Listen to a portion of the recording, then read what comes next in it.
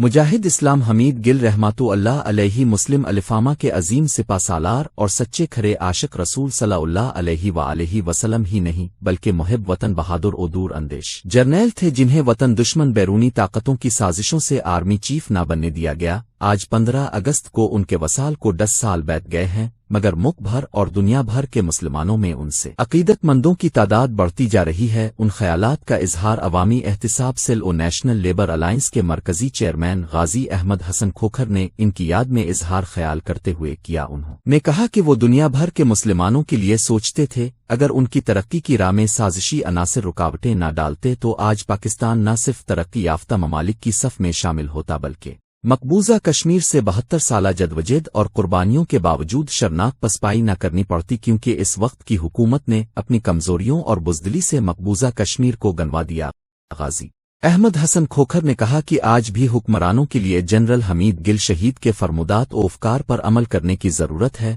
ان کے لیے دعا کی گئی کہ اللہ تعالیٰ ان کے درجات بلند فرمائے اور ان کو جنت الفردوس میں اعلیٰ ترین مقام عطا فرمائے، آمین ثم آمین۔ غازی احمد حسن کھوکھر نے کہا، اللہ تعالیٰ کی مہربانی سے ان کے فرزند عبداللہ حمید گل ہم میں موجود ہیں، جو ان کے مشن کو پورا کرنے کے لیے ملک و قوم کے لیے جدوجہد میں مصروف ہیں۔